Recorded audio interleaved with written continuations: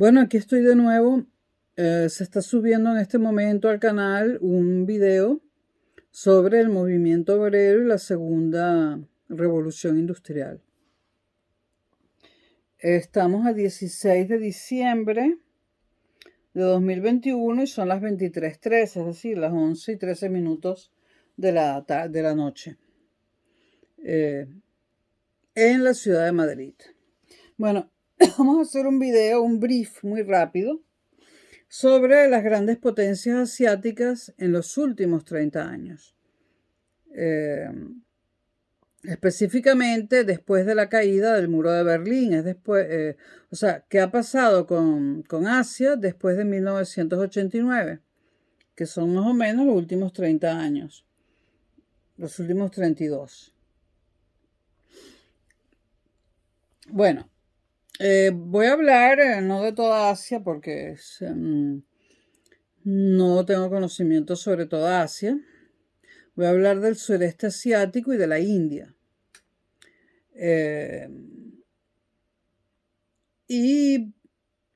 Específicamente de Japón, de las dos Coreas, de la China y de la India. Bueno, Asia tiene una grandeza muy compleja. En Asia vive la mitad de la humanidad.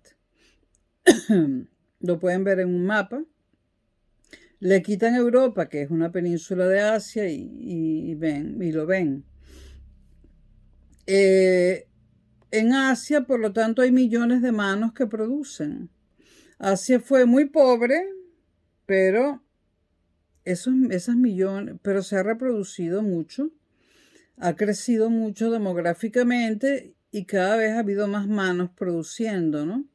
Y tú puedes producir mediante máquinas con capital intensivo, una producción capital intensiva, o una producción mano de obra intensiva, que fue la forma como muchos países asiáticos lograron salir de la pobreza. Tenemos allí millones de manos que producen, y muchas producen a un precio muy económico, mucha es mano de obra muy barata, ¿no? Porque son empresas europeas y norteamericanas deslocalizadas. Pero ese fenómeno va adquiriendo menos importancia y esas millones de manos cada vez más producen productos de marcas asiáticas. O sea, producen para ellos mismos. En los últimos años, entre 12 y 30 millones de chinos pasaron del sector primario al sector secundario de la economía. Esto indica, por supuesto, un avance económico importante en la China. Europa, ya lo dije, deslocaliza en China, pero China también deslocaliza. China deslocaliza en países más pobres en los países más pobres de Asia, como Vietnam, Myanmar y otros. En esta región ha habido un crecimiento sostenido en toda Asia, ¿no? Y como son tantos millones de personas, esto cambia toda la economía mundial, porque, repito, demográficamente son muchos. En Asia encontramos regímenes políticos antagónicos, variados, y tenemos la mayor democracia del mundo, imperfecta, pero democracia al fin y al cabo, que es la India, y decimos que es la mayor democracia del mundo por el número de habitantes que tiene la India, y encontramos la mayor dictadura del mundo, que como todo el mundo lo sabe, es la China. Vamos a comenzar hablando un poco de Japón.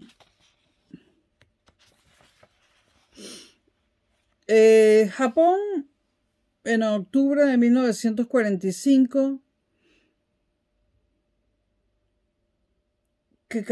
cae en el peor momento de su historia.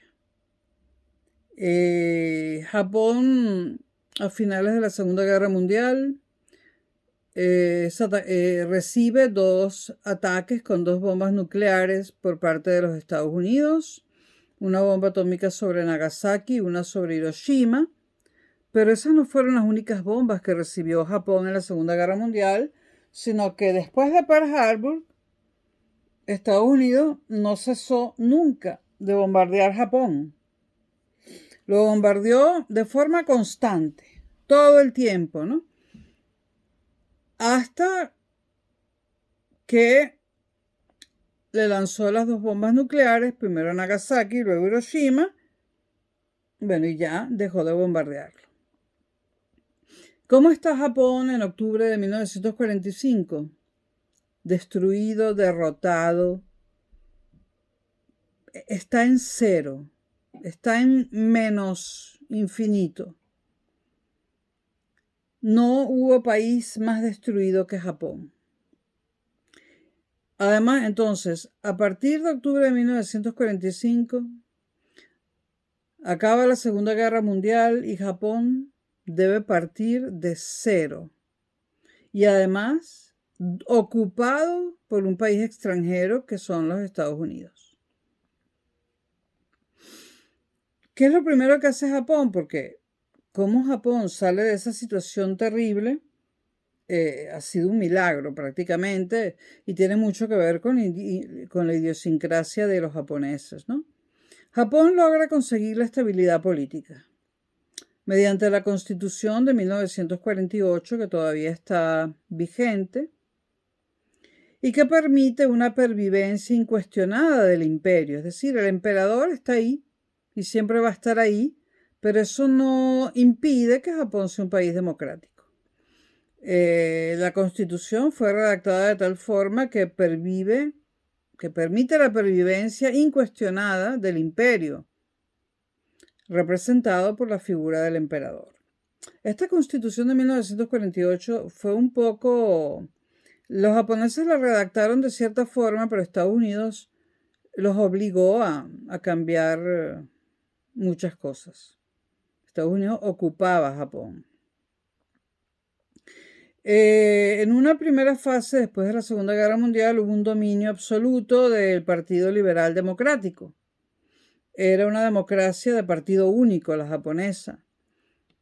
Cosa que ha ocurrido en otros países del mundo. Por ejemplo, en el México post-revolucionario surge el Partido Revolucionario Institucional, el PRI, y durante muchísimas décadas el PRI fue el único partido político de México. Cuando yo nací era el único partido político que había en México. Pero México era una democracia de un solo partido, igual que lo fue Japón durante muchos años. Y hay otro país por ahí, ahora no recuerdo. Mario Vargas Llosa se refería a ese México donde solamente existía un partido político, el PRI, como la dictadura perfecta. Pero bueno, en términos históricos se le consideraba una democracia y era una democracia de un solo partido. Imperfecta, pero democracia al fin y al cabo. Bueno, Japón fue durante muchos años una democracia de un solo partido, del Partido Liberal Democrático. Su política exterior a partir de 1945 fue el pacifismo y la vinculación con los Estados Unidos. La vinculación precisamente con el país que los destruyó. El desarrollo económico japonés se basó en la tradición y en el emprendimiento. Los japoneses son personas muy emprendedoras.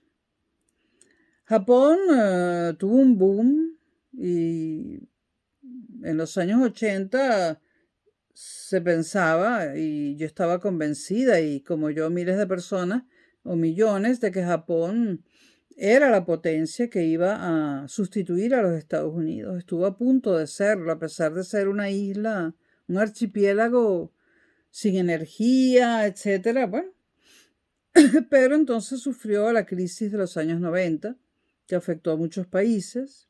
Luego de esa crisis hizo una reestructuración empresarial y surgió una recuperación y diversificó su producción.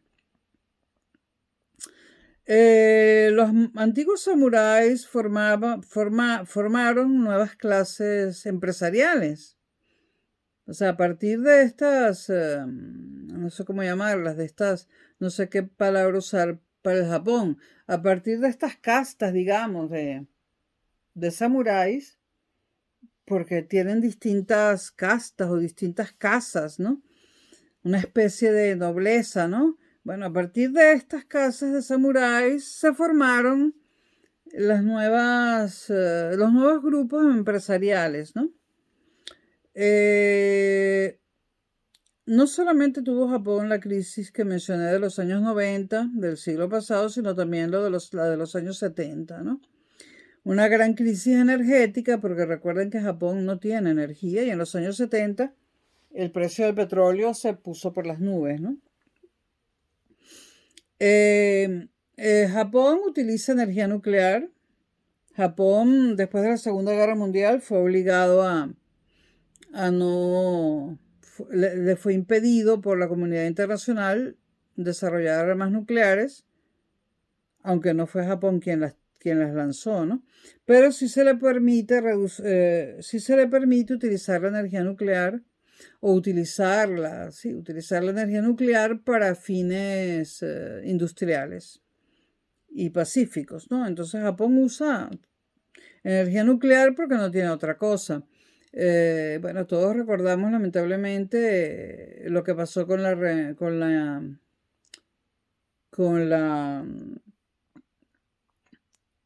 la central de Fukushima, ¿no? Más o menos que sobre el año 2011, algo así. Bueno, una cosa terrible, ¿no? Bueno, usan energía nuclear, tuvieron también una crisis inmobiliaria, luego les pegó mucho la crisis del año 2007, que afectó al mundo entero y que comenzó en Estados Unidos con la quiebra de Lehman Brothers.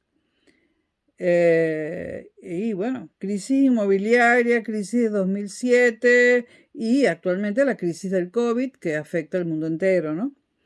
Los años 80 fueron los años de mayor crecimiento de Japón y se mantuvo así hasta mediados de los años 90. Corea del Sur, por cierto, copió el modelo japonés. Japón posee sindicatos no conflictivos, aunque cuando es necesario protestan, ¿no? Pero ellos son muy organizados, ustedes lo saben, ¿no? Y Japón es el primer inversor exterior de la región, es decir, de Asia. Y fue la primera potencia que surgió en Asia. Ahora tenemos que hablar de un país que potencia no es, pero es imprescindible hablar de él, ¿no? Si vamos a hablar de su hermano gemelo, que piensa totalmente distinto a él. Tenemos que hablar de la República Popular de Corea del Norte. Como ustedes saben, en Corea hubo una guerra. Eso sería... las causas de la guerra de Corea serían para otro video. En Corea hubo una guerra y al final de esa guerra quedó dividida en dos países. Corea del Norte, que como yo digo es gobernada por un adolescente, que me da mucho miedo eso, cuyo nombre completo es República Popular Democrática de Corea del Norte. Bueno, hubo una guerra, se dividió Corea en dos. Primero hubo liberación, luego ocupación y finalmente división en dos Coreas. El primer gobernante después de esa guerra fue Kim Il-sung, que gobernó entre 1948 y 1994. Durante su gobierno, él fue el creador el creador de la saga, ¿no? La saga de la dinastía que gobierna Corea del Norte.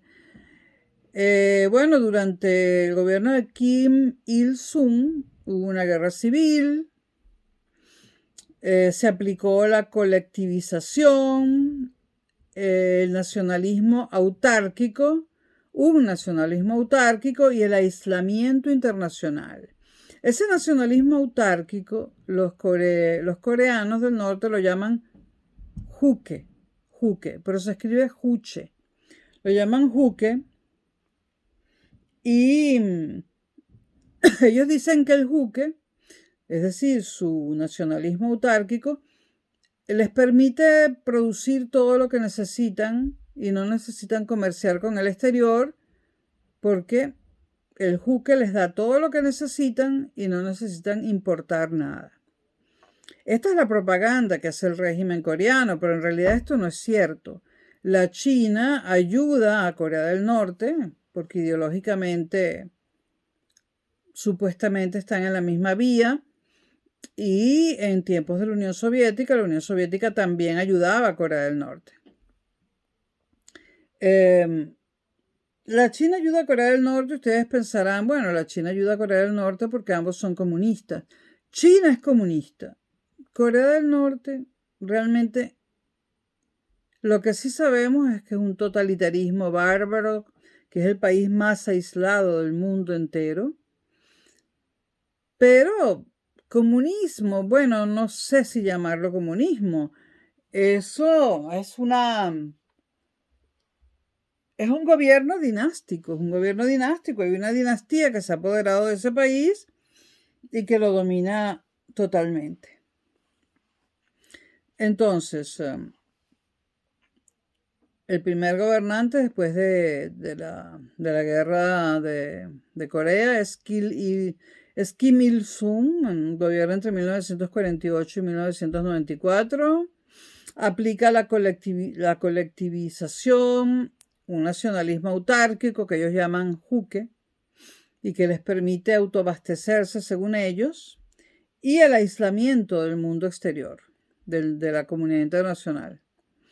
Luego lo sucede su hijo en el poder, Kim Jong-il, que gobierna entre 1994 y 2012 y muere relativamente joven, porque gobernar solamente de 18 años, cuando se trata de un dictador, es poco. Kim Jong-il tiene que sufrir una crisis de subsistencia y tiene que endurecer el régimen para evitar protestas, ¿no? Aplica un férreo control policial y refuerza las Fuerzas Armadas.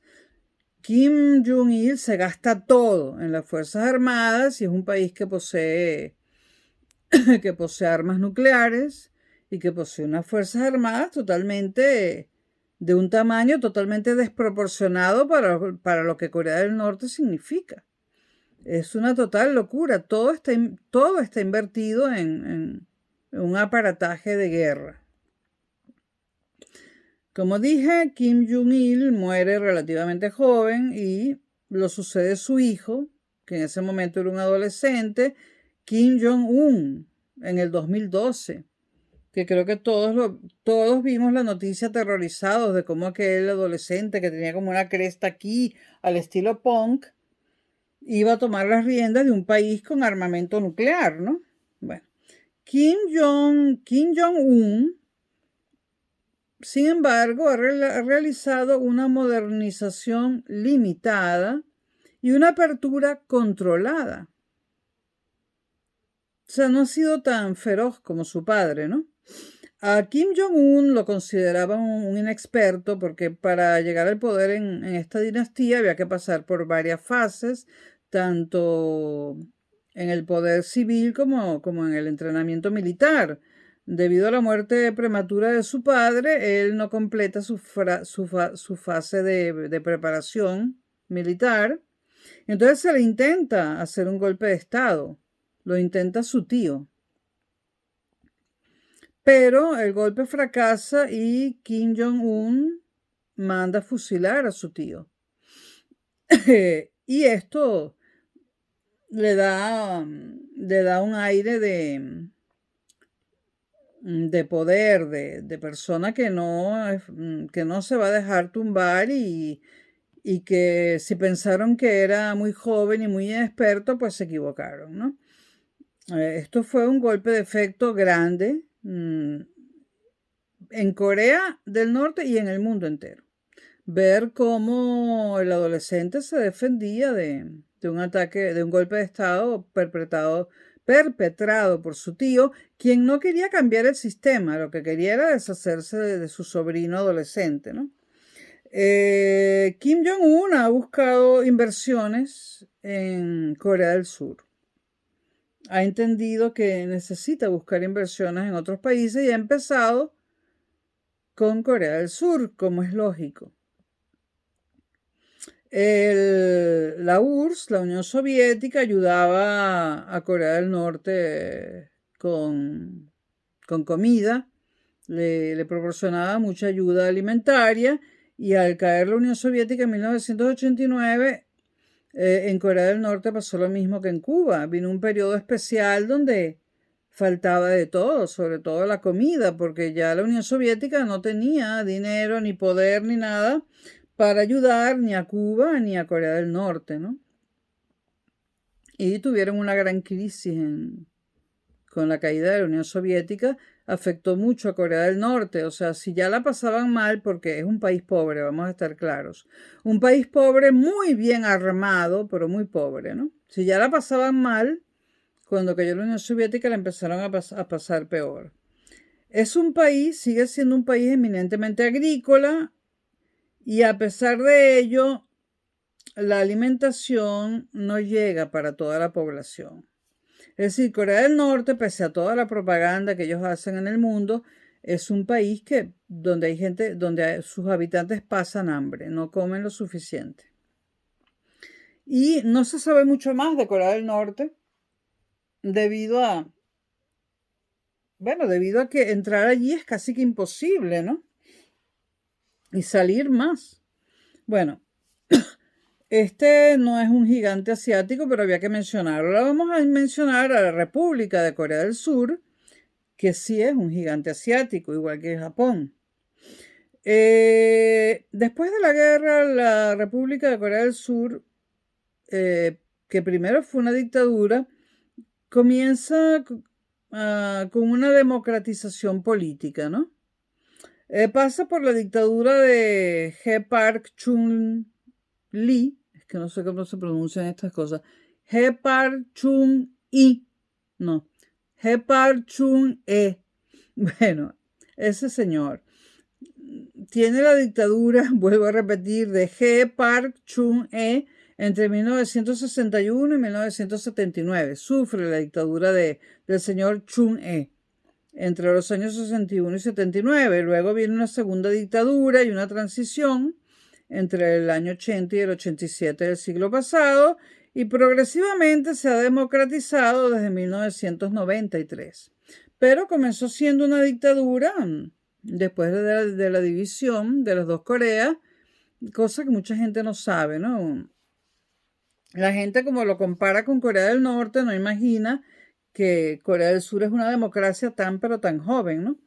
Su desarrollo económico, bueno, ya lo dije cuando hablé de Japón, copió el modelo japonés de crecimiento. Lo bueno es que copiarlo. Y además el ser humano aprende por copia, los niños aprenden imitando. Copió el modelo japonés de crecimiento, tuvo planificación y proteccionismo al comienzo y no permitió que existieran sindicatos. Esto le permitió crecer más rápidamente, el no tener sindicatos, ¿no?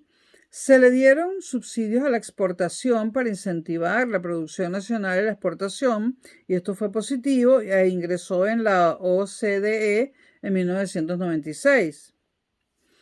La Organización para el Desarrollo Económico. La Organización para la Cooperación para el Desarrollo Económico, que es una organización cuya fundación fue idea de la Unión Europea y se extendió por todo el mundo. La OCDE es la Organización para la Cooperación en Desarrollo Económico. Yo tengo un video sobre los fundamentos de la Unión Europea, pero en otro canal. En el canal donde canto, creo que está. Bueno, ya dijimos que planifica su economía, usa el proteccionismo, impide los sindicatos, pero le da subsidios a la exportación y después ingresa a la OCDE.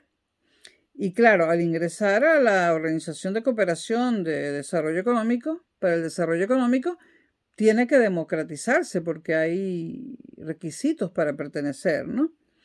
En el 96 ingresa a la OCDE, repito, y viene la crisis asiática. La crisis asiática produce en Corea del Sur una reestructuración empresarial y financiera. Surgen grandes grupos industriales en las áreas naval, electrónica y del automóvil.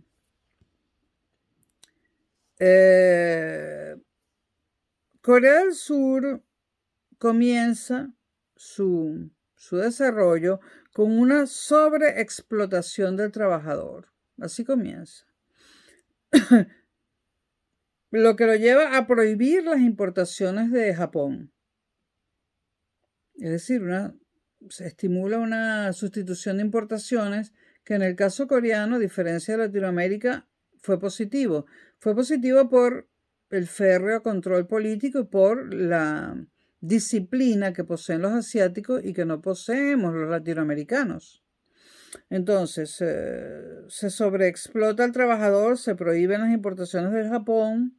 Luego la crisis japonesa afecta a Corea del Sur porque Corea del Sur estaba copiando el modelo japonés. Más adelante viene una concentración de empresas. La concentración de empresas siempre termina produciendo multinacionales y hoy en día las multinacionales coreanas están por el mundo entero, ¿no? Y son muy poderosas y ganan mucho dinero. Actualmente, por lo tanto, es un país muy desarrollado y con una economía abierta al mundo. Esto es lo que muy brevemente decimos de Corea del Sur. La India. Primero tenemos a la India del Partido del Congreso. Este era el otro ejemplo. Japón, que tuvo un solo partido político al principio, pero era democracia, México y la India. Primero tenemos a la India del Partido del Congreso, donde gobierna la dinastía Nehru y el Partido del Congreso, que era el único partido que existía. Entre 1947 y 1964, para irnos un poco atrás, gobierna Jawaharlal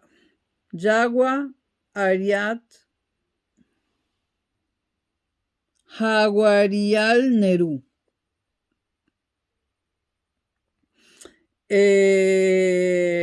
Luego gobierna Indira Gandhi en dos oportunidades, entre 1966 y 1977 y entre 1980 y 1984, cuando es asesinada por uno de sus escoltas.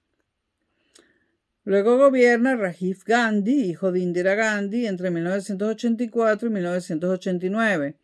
El apellido Gandhi no tiene nada que ver con Mahatma Gandhi. Es un apellido relativamente común en la India y ni Indira Gandhi ni Rajiv Gandhi son familia o eran familia de Mahatma Gandhi. ¿Cuáles son las políticas del Partido del Congreso? Pues democracia y laicismo. El laicismo ayudó mucho a la India a progresar. El proteccionismo económico era una de las políticas del Partido del Congreso. Y la regulación estatal. La no alienación, es decir, no estar de parte. Cuando estaba la Guerra Fría no estaban de parte ni del bloque soviético ni del bloque norteamericano, como tampoco lo estaba Venezuela, por cierto, que pertenecía a la Asociación de Países No Alineados, cosa de la que yo me sentía muy orgullosa, por cierto.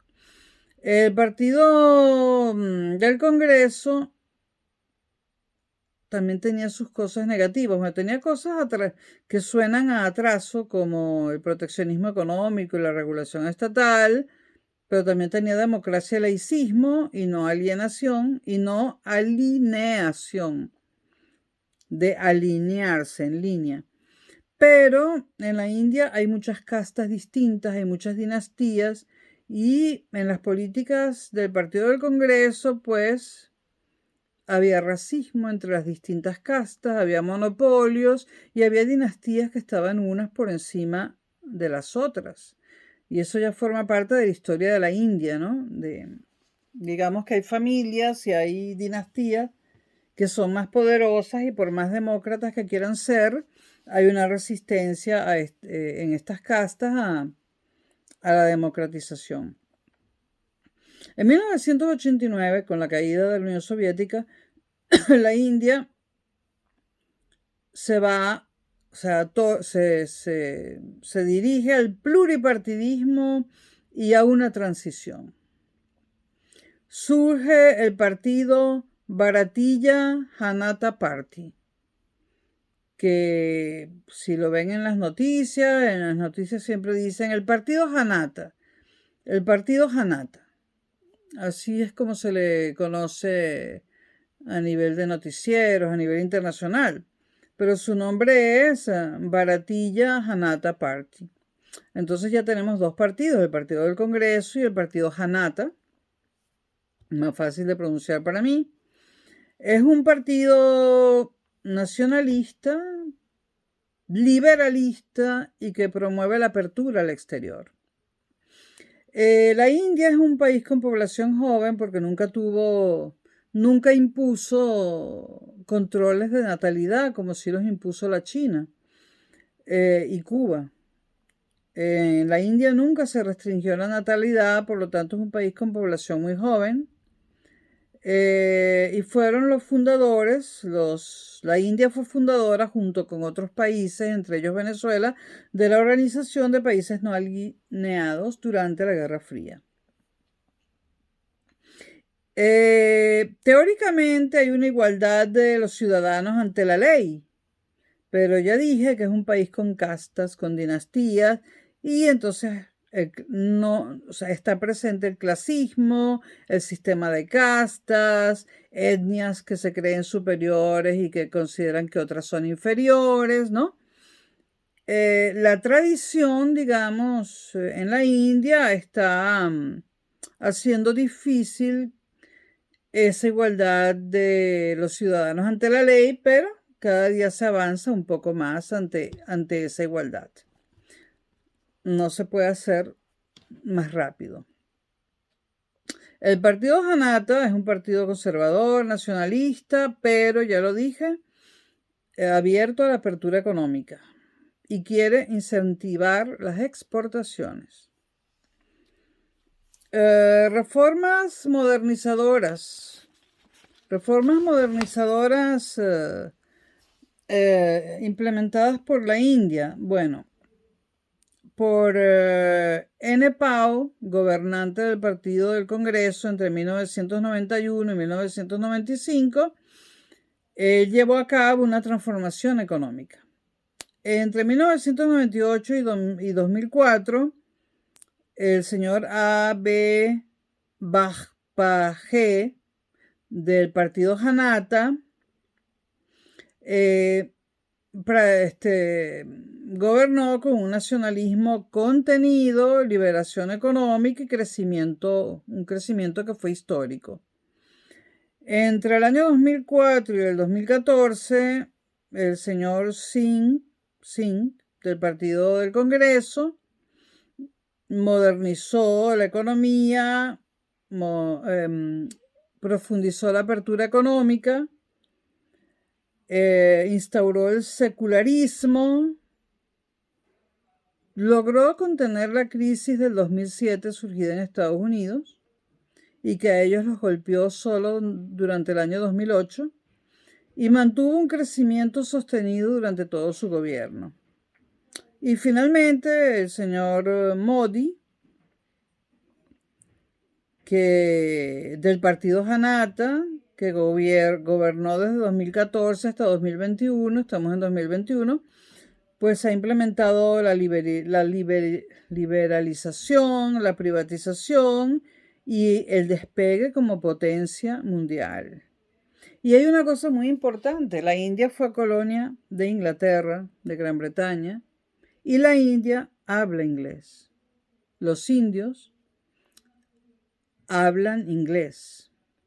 La población habla inglés y esto ha sido fundamental para su desarrollo económico. Lo que más ha influido en el despegue económico de la India es que la población habla inglés. Todos hablan inglés. Puede que no lo escriban perfecto, pero lo hablan y lo leen y entienden a cualquiera que hable inglés. Lo hablan con un acento muy particular, pero yo que he conocido varios indios aquí en España, yo entiendo perfectamente el acento que usan en inglés. Se entiende perfectamente para alguien que haya vivido en Estados Unidos o en Inglaterra. Un venezolano que hable inglés lo entendería perfectamente. Hay un acento inglés, que esto lo digo, esto es una curiosidad que comento con ustedes. Por ejemplo, hay un acento inglés que se me hace dificilísimo de entender, que es el de los nigerianos. Los nigerianos hablan inglés, pero hay que concentrarse mucho y afinar mucho el oído para descubrir que te están hablando en inglés, porque al principio tú no tienes ni idea de en qué idioma te están hablando. Entender el inglés, la pronunciación inglesa de los nigerianos es verdaderamente difícil. Y algo parecido sucede con el inglés de la República de Sudáfrica, que ellos llaman afrikaner. Ellos tienen dos idiomas, el suyo y uno que es el inglés, pero que ellos lo llaman afrikaner. Es el inglés de Sudáfrica, se llama afrikaner.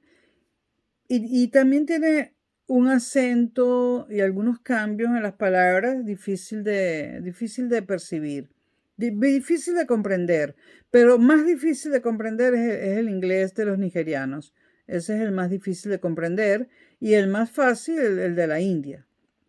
Me estoy refiriendo a países cuyo idioma originario no era el inglés, ¿no? Entonces, americanos, ingleses y los que hemos vivido y pasado por Norteamérica e Inglaterra, podemos entender perfectamente a un indio, pero para entender a un nigeriano o un sudafricano ya la cosa está más difícil. Entonces, hablar inglés, como todo el mundo sabe, los business son en English y mercadeo es hablar inglés. No hay marketing sin inglés, sin el idioma inglés. Entonces, el hecho de que fueron colonia británica y hablan inglés ha sido fundamental para el desarrollo de la India.